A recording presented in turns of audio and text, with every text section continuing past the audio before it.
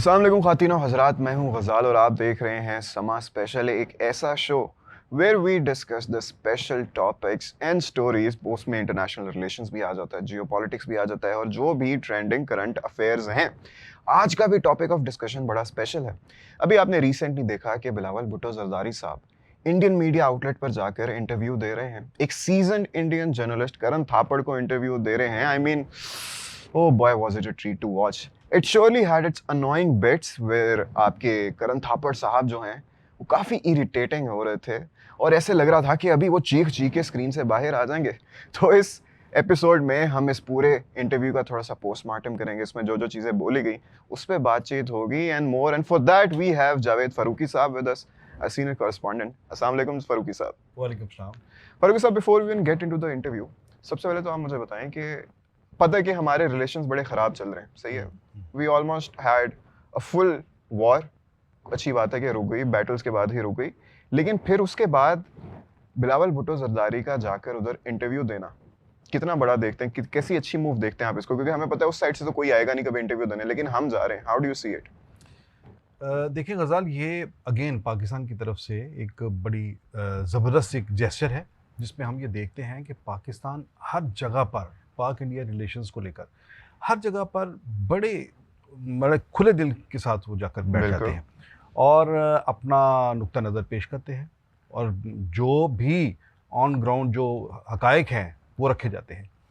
अच्छा, इसमें जब ये आप उस वक्त ऐसा काम करते हैं जब आप बिल्कुल पूरे एतमाद होते हैं अपने मौक़िफ़ के हवाले से और आपको मालूम होता है कि मैं जो बात कह रहा हूँ सच कह रहा हूँ, ठीक कह रहा हूँ।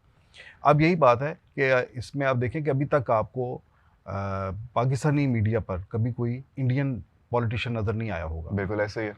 तो ये बिलावल भुट्टो की मैं समझता हूँ कि बहुत बड़ी ये बात है कि उन्होंने करण थापर जो कि बड़े non journalist, senior most journalist हैं भारत के, और उनका जो एक प्लेटफॉर्म है बड़ा देखा जाता है, उस पर उन्होंने अगर उन्होंने इनवाइट किया या इन्होंने कहा जैसे भी है, वो उस प्लेटफॉर्म पर उन्होंने एक इंटरव्यू जो है वो दिया और उसमें जो एतमाद था उनकी गुफ्तगू में, जिस तरह से उन्होंने अपना केस जो है वो सामने रखा, वो एक कंटिन्यूटी थी।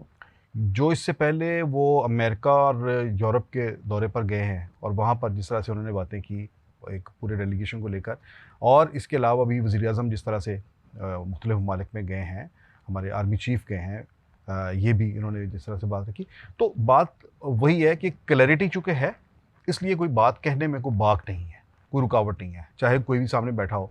ये आपने देखा भी बिलावल के नुक्ता नज़र में भी, उनके अंदाज में भी। फारूकी साहब, the way he conducted himself ना, that impressed me and a lot of us. क्योंकि हम चलिए, थोड़ा बहुत होता है कि कभी कभी आप उन पे मीम्स बना रहे होते हो, तरह तरह की कंट्रोवर्सीज क्रिएट कर रहे होते हो, लेकिन you can not take away the fact कि वो एक बड़ी पॉलिटिकली इन्फ्लुएंशियल फैमिली से आते हैं और वो दिख रहा है कि वो कितने ग्रूम हो चुके हैं। उनके सामने एक सीनियर जर्नलिस्ट है वो, लेकिन the way he was conducting himself was कि वो भाई ऐसा लग रहा था अभी स्क्रीन से बाहर आ जाएंगे। Mister Bhutto Zardari, you are not answering my question, जबकि वो सवाल का जवाब देने का उनको मौका भी नहीं दे रहे थे। एक वो जवाब दे रहे होते, वो अगला फेंकने लग जाते। या तो उन्होंने बोला भी कि if you do not let me talk और complete my answer, I will walk off like your other guest have, लेकिन वो नहीं उठ के गए। क्यों? क्योंकि अगर वो उठ के चले जाते तो फिर आपको पता बातें होनी थी, फिर और बातें होनी कि आपके पास जवाब नहीं था, आप इसलिए उठ के चले गए।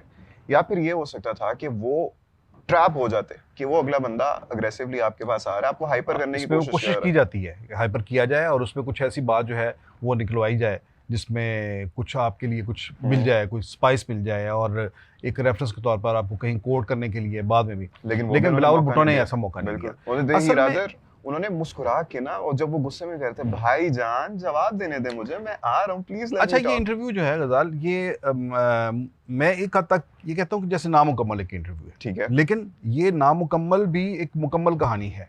यानी इसके अंदर भी इसमें हर इंटरव्यू, हर नशिस्त कोई ना कोई अपनी तासुर अपना छोड़ जाती है। बिल्कुल। इसमें एक बिलावल ने जो अपनी ज़ुबान से भी जो बात कही और जो वाज़ेह तौर पर नज़र भी आया कि ये दो डिफरेंट जनरेशन्स का एक मुकालमा था। बिल्कुल, ठीक है, जिसमें बिलावल ने बहुत वाज़ेह तौर पर ये बात कही। उन्होंने कहा कि, और इंडियन पब्लिक को उन्होंने एड्रेस करते हुए, इंडियन यूथ को उन्होंने एड्रेस करते हुए उन्होंने कहा कि मैं आपसे ये कहूँगा कि ये जो हमारी पिछली जनरेशन है, ये इन चीज़ों को लेकर आगे बढ़ना चाहती है, अपने माजी का ही कैदी बनना चाहती है, तो आप इसकी तरफ ना ध्यान दें। मत ये बड़ी आए। चुटकी थी बिल्कुल। जिसका फिर वापस आकर उन्हें करण थापर को ये वजाहत भी करना पड़ी।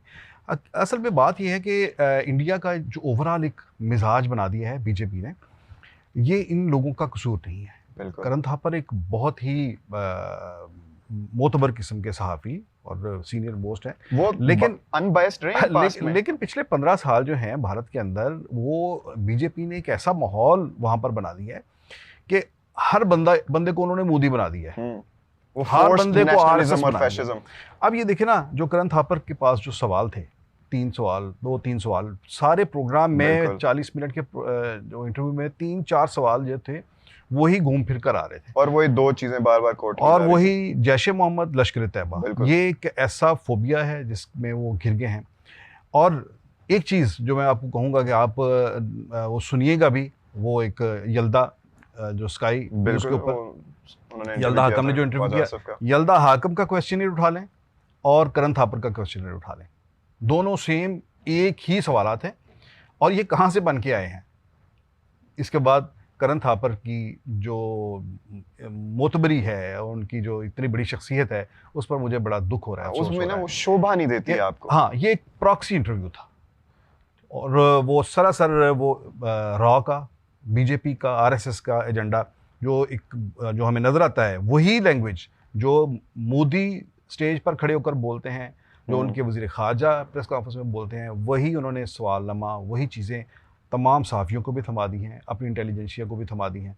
और अफसोस की बात है कि उनकी इंटेलिजेंसिया हो, उनके सियासतदान हो, सब एक ही माइंडसेट का जो है वो शिकार हुए क्योंकि हैं। उन्होंने कर दिया ना वो फोर्स्ड नेशनलिज्म का जो है, फैशिज्म का, कि हमने तो भाई हेट फैलानी है, हमारा जिंदगी का एक ही मकसद है कि भाई एंटी पाकिस्तान करना है हमने सब कुछ। तो उसमें आपका अच्छा जर्नलिज्म भी देखिए, अफेक्ट ये होता है। सारा इंटरव्यू जो था, ये तमाम इंटरव्यू, उसके अंदर ब्लेम्स थे, बिल्कुल। और आ जाके फिर वही दो कि मुंबई अटैक्स आ गया, हाँ, और मुंबई ये अटैक दो और जो पहलगाम अटैक। पुलवामा, पहलगाम आके सुई अटती है।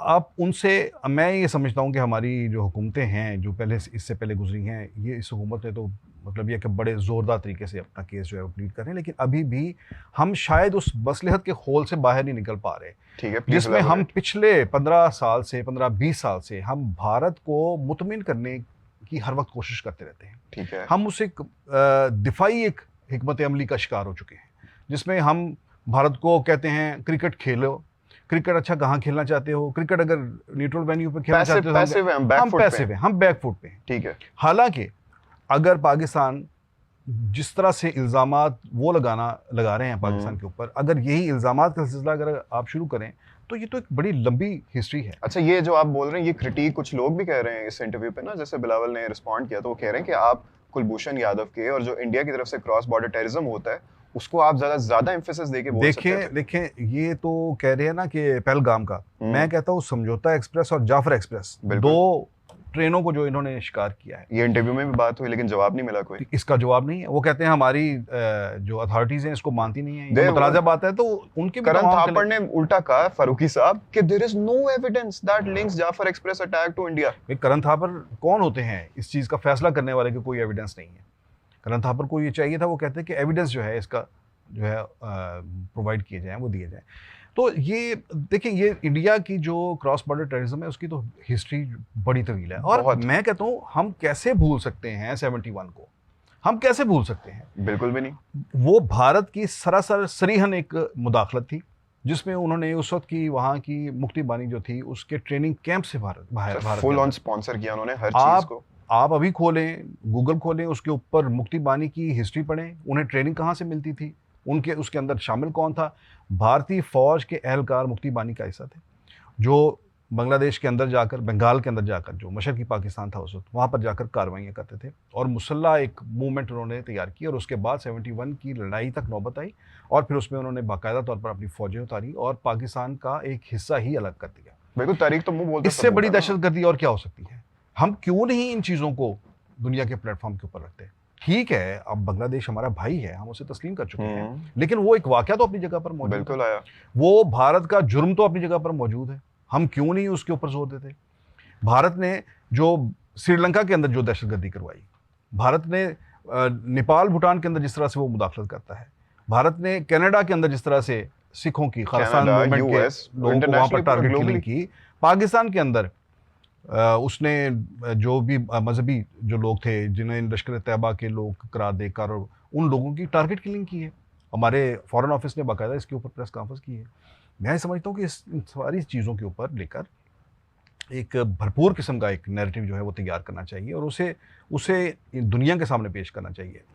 देखिए, बिलावल ने तो बड़ा वाज़ेह तौर पर मैं आपको कहूँ कि बिलावल ने आहिस्ता आहिस्ता नहीं बल्कि बड़ी तेज़ी से वो अपनी जगह एक बना रहे हैं। बिल्कुल बना रहे हैं। और ये बात नहीं भूलनी चाहिए कि वो किस माँ का बेटा है और उसका नाना कौन है। बिल्कुल। करण थापर ने बहुत घेरने की कोशिश की कि बहुत बिलावल ज़्यादा। कोई ऐसी बात कर दें जिसको वो उठाकर उसकी कोई रील बना दें, उसकी शॉर्ट्स बनाकर चला दें। लेकिन उन्होंने नहीं की। लेकिन He बिलावल kept ने on कोई smiling. बिलावल क्यों नहीं दी? उसके पीछे उसका एक तवील फैमिली बैकग्राउंड है, बिल्कुल है। उसकी ट्रेनिंग है जिसकी बात आपने भी की, उसकी ग्रूमिंग हुई है और ये खुदादाद चीज़ें होती हैं। और जिस तरह से उन्होंने बिलावल ने इस चीज़ को वहाँ पर इस चीज़ का इज़हार भी किया कि उन्होंने कोई ऐसी लूज़ बॉल खेली ही नहीं है जिसमें उन्हें जो है वो मौका मिलता। देखें, Zulfikar Ali Bhutto India in fact Bhutto family से भी बहुत ज़्यादा ख़ाइफ़ है। जुल्फ़िकार अली भुट्टो वो थे जिन्होंने शिमला बिल्कुल एग्रीमेंट के अंदर एग्रीमेंट। जब करके आए तो वहाँ पर आज तक जो इंडिया के अंदर जो सियासी हलके हैं वो शिमला एग्रीमेंट को पाकिस्तान की फतह करार देते हैं। वो कहते हैं कि 71 की जंग में हारे हुए पाकिस्तान ने के वज़ीर-ए-आज़म ने शिमला की जो मुज़ाकरात की मेज़ थी वहाँ पर वो जंग पलटा दी। बिल्कुल ऐसे ही है। ठीक है? ये वहाँ पर और इंदिरा गांधी को कहते हैं कि वो लूज़र थी उस। नहीं, और इस वजह से वो नज़र आता है बिलावल भुट्टो की सारी ठीक इस है? ग्रूमिंग में ना। फिर उसके बाद बेनज़ीर भुट्टो का दौर आप देखें। बेनज़ीर भुट्टो एक बाकायदा एक विजनरी खातून थी बिल्कुल थी। और बेनज़ीर भुट्टो थी जो इस तमाम रीजन को एक सार्क ममालिक की एक ऐसी यूनियन चाहती थी जैसे यूरोपीय यूनियन है। वो कहती थी कि यहाँ पर तो ये क्या है, ये पीस का एजेंडा है। इनफैक्ट ये करण थापर का भी कसूर नहीं है। करण थापर के ऊपर बहुत सी उंगलियां उठ रही हैं। करण थापर ने कुछ इंडिपेंडेंट अपने जो प्रोग्राम भी किए हैं, उसके बाद उनके पीछे बीजेपी ने वो फिर ढोल बजाना शुरू कर दिया कि ये पाकिस्तानी नैरेटिव जो है उसका प्रचार कर रहे हैं। अच्छा जी। अब करण थापर समेत इस तरह के जितने भी वहाँ पर बड़े सीजन्ड लोग हैं वो एक ख़ास एक खौफ की फ़िज़ा में हैं, दबाव का शिकार हैं और इनफैक्ट इस किस्म के इंटरव्यूज़ करके, इस किस्म के लिखे लिखाए सवालात जो आते हैं उनको करके वो अपने आप को मतलब इट्स अपनी सेफ टू से कि एक्सेप्टेंस जो वो है खुद भी फंसे हुए हैं, अपनी उनको स्किन उनका भी सेव कोई करने इतना का, नहीं है। वहाँ पर सारे लोग जो हैं अपनी अपनी स्किन सेव करने के अच्छा चक्कर में फारूकी हैं। साहब, उसमें अब ये जो पॉइंट है, जैसे बिलावल भुट्टो ने भी कहा कि जब आप बार बार पहलगाम की बात करते हो तो हम तो बैठे हुए ना, हम तो कह रहे हैं आप कोई भी इंटरनेशनल अनबायस्ड इंक्वायरी बिठाओ, हम आएंगे साथ, कोई एविडेंस है आप लाके तो हम तो उसका हिस्सा बनेंगे। लेकिन आपकी गवर्नमेंट नहीं ना कर रही। हम तो अभी भी अगर हमारा बीएलए में जैसे है एविडेंस, जैसे अभी I am sure you would have something to say on it too, तो थापर ने कहा कि कोई भी एविडेंस नहीं है, तो बताएं जरा इनको क्या एविडेंस है, कैसे क्रॉस बॉर्डर टेररिज्म कर रहे देखिए, हैं। बीएलए के लोग जो हैं वो इंडियन चैनल्स के ऊपर बैठे हुए हैं। बीएलए के लोग जो हैं वो भारत के अंदर खुल खुलाकर जो है वो अपने वहाँ पर फिरते हैं और उन्हें बड़ा आज़ादी होती है। और रिसेंटली मैं भी आपकी इस ये जो नशिस्त है इसमें मैं आपको एक कहूँ कि समी सादत, सैयद समी सादत, ये अफ़गान साबिक इंटेलिजेंस चीफ हैं। उन्होंने एक स्टेटमेंट दी है। उन्होंने कहा है कि जो अफ़गान तालिबान हैं वो भारत से बाकायदा उन्हें फंडिंग हो रही है और उसी फंडिंग से टीटीपी जो है वो पाकिस्तान के अंदर दहशतगर्दी कर रही है। ये साबिक अफ़गान इंटेलिजेंस चीफ का ये इल्ज़ाम कि तालिबान भारतीय फंडिंग से पाकिस्तान के अंदर दहशतगर्दी कर रहे हैं, ये बहुत बड़ी स्टेटमेंट है। बिल्कुल है। मैं तो समझता हूँ कि इस पर अभी तक क्यों नहीं दुनिया ने इसको क्यों नहीं हम क्यों अभी भी बैकफुट में, हम इसको क्यों नहीं और हम आगे इन कर रहे चीज़ों हैं। को एक्सप्लॉइट करना चाहिए, इन चीज़ों को आगे लेकर आना चाहिए। ये एक इतनी बड़ी स्टेटमेंट है कि इसके ऊपर भारत के खिलाफ जो पहले से ही एक कैनेडियन हुकूमत के साथ इनके ताल्लुकात अच्छे नहीं रहे because of their own doings. Canada के अंदर उन्होंने टारगेट किलिंग की जाके, रहा नहीं की, और कनाडा के अलावा अमेरिका में भी उन्होंने अटैम्प्ट्स की, जैसे मैंने पहले कहा पाकिस्तान के अंदर भी की, दुनिया के और मुल्कों में भी वो ये कार्रवाई कर रहे हैं। इनफैक्ट इंडिया का एक अब ये समझे कि गलत फहमी थी जो खैर ये 10 मई को जो है वो दूर हो गई। वो अपने आप को ना वो समझते हैं कि जैसे ये भी अमेरिका है, ये भी एक यूनाइटेड किंगडम है, ये भी अपने आप को रशिया है, समझ चाइना है, तो वो अपने आप को एक उनके बराबर पर की ताकत जो है समझते हैं, लेकिन अंदर से है कुछ नहीं, और ये एक्सपोज हो गए इस जंग के अंदर। और और एक उसने और चीज एक्सपोज हो गई वो कि इनका मीडिया और इनकी गवर्नमेंट कितनी Yeah. तरह, जो उन्होंने बिलावल भुट्टो ने भी बात की कि आपका मीडिया क्या करता है, जो आप भी कर रहे हो कि आप बस एक कैंपेन चला रहे हो फेक प्रोपेगेंडा की, जिसमें all your motive is to bamboozle your population. आप उनके सामने एक फेक फसाड क्रिएट कर रहे हो कि भाई पाकिस्तान ये है, हमने ये कर दिया वो कर दिया, जबकि मामला सारा उल्टा है। देखिए, यहाँ पर बिलावल ने इनफैक्ट जो है ना वो एक अपना एक विजन देने की कोशिश की। अब बिलावल ने किया क्या, बिलावल ने इस इंटरव्यू के जरिए उन्होंने कहा कि मैं इसमें, मेरी ऑडियंस जो है वो इंडियन अवाम है और इंडियन यूथ है, और इसलिए उन्होंने कहा कि मैं इसीलिए टिट फॉर टैट नहीं जा रहा। ये एक बड़ी स्मार्ट मूव थी बिलावल की, और बहुत ही इंटेलिजेंट मूव थी, जिसमें उन्होंने इंडिया की, भारत की और इस पूरे रीजन की नई जनरेशन जो है उस तक अपना पैगाम पहुंचाने की कोशिश की। और उन्होंने बताया कि ये एक विजनरी लीडर बोल रहा है, ये एक ऐसा पॉलिटिशियन बोल रहा है जिसके पास बाकायदा एक खाका है बिल्कुल। कि इस रीजन को किस तरह से होना चाहिए। इसीलिए मैं ये कहता हूँ कि उन्होंने इनहेरिट किया है अपने नाना से, अपनी वालदा से, और अब अपने बाप से भी। बिल्कुल। आसिफ अली जरदारी भी जिस तरह से उन्होंने वो रीजनल पॉलिटिक्स को जिस तरह से बहुत ज़्यादा समझते हैं, चाइना के साथ जितने भी सी पैक का मामला है, और ईरान के साथ जो ताल्लुकात हैं, बाकी भी दुनिया के साथ, तो वो उन्होंने इनहेरिट किया है। तो इसी चीज़ को उन्होंने वहाँ पर किया कि मैं नई जनरेशन को कहूँगा कि इन बाबों की बातों पर ज़्यादा आप तवज्जो ना देना।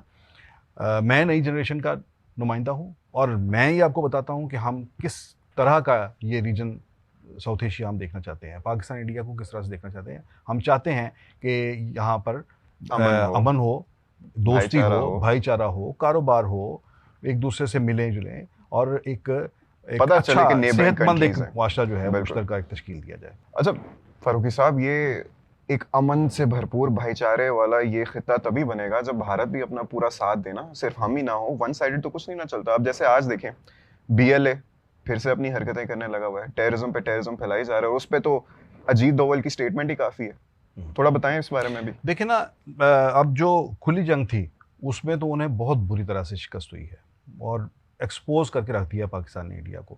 पूरी दुनिया में किसी जगह पर वो बात करने के काबिल नहीं हर रहे। फ्रंट पे हारे। देखें, अमेरिका कहता है, अमेरिकी सदर कहते हैं कि मैंने ये जंग बंदी करवाई और इनकी रिक्वेस्ट पे करवाई, और वो कहते हैं कि हमने कहा ही नहीं।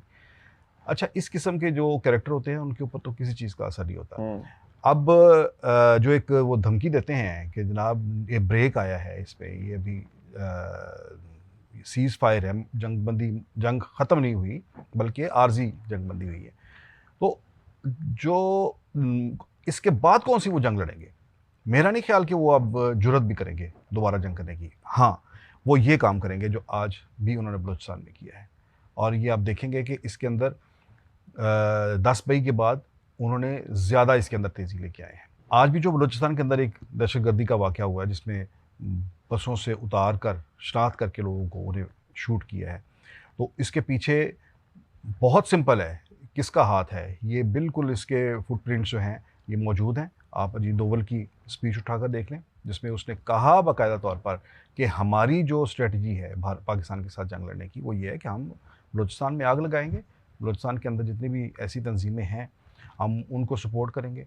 और अब जब ये 6-7 मई का जो वाक़या हुआ था, जब उन्होंने हमला किया, और उसके बाद उनके आप देख रहे थे कि स्क्रीनों के ऊपर वो जो उनका एक मेजर है, क्या नाम, गौरव आर्या, वो कह रहा था गौरव इधर से इंडिया जो हमला करेगा, चुका है, उधर से अफगानिस्तान करेगा, टीटीपी करेगी, बीएलए करेगी। वो इन लोगों को अपने एलानिया इन लोगों को अपने पार्टनर के तौर पर वो प्रॉपर वॉर मॉन्गर्स बिठाए हुए जी। तो ये कोई ढकी छुपी तो बात नहीं है, ये तो उनका एक बड़ा खुला एक इजहार है इस बात का। दहशतगर्दी वो करवा रहे हैं, और अब इस दहशतगर्दी के ज़रिए वो एक ये गुरीला वार जो है वो मुसल्लत की हुई है उन्होंने। बिल्कुल, जैसे फारूकी साहब ने भी कहा कि क्योंकि अब इनका, जब इन्होंने खुलकर सामने से वार किया, तब इनका पर्दा पूरी दुनिया के सामने फाश हो गया कि भाई असल में इनकी पोटेंशियल है कितनी। तो अब ये बचा इनके पास यही है कि पीछे ये छुप छुप कर ऐसे क्रॉस बॉर्डर टेररिज्म जो है उसको ऐसे स्पॉन्सर करेंगे। लेकिन हम अभी भी, जैसे बिलावल भुट्टो जरदारी के उस इंटरव्यू ने ये प्रूव किया है कि हम अभी भी we're sitting here with open arms and we want you guys to come over to the table so we can have a dialogue, क्योंकि हम चाहते हैं कि इस खित्ते में अमन हो, हम चाहते हैं कि हम एक प्रॉपर भाईचारे वाले नेबरिंग कंट्रीज बन सकें, और ये तभी मुमकिन होगा जब आप लोगों की तरफ से भी ऐसा ही होगा, because it's not a one way street. और जैसे बिलावल भुट्टो जरदारी ने एंड पे ये भी कहा कि I am talking to all the young people कि ये जो एक फसाड क्रिएट किया जा रहा है, please do not fall into that, we want love and peace. Farooqui साहब बहुत बहुत शुक्रिया आज अपना टाइम देने का, आप लोगों का भी बहुत बहुत शुक्रिया आज की एपिसोड देखने का। मुलाकात होंगी the next episode with an even more special topic, तब तक के लिए अपना ख्याल रखिएगा, अल्लाह हाफिज़।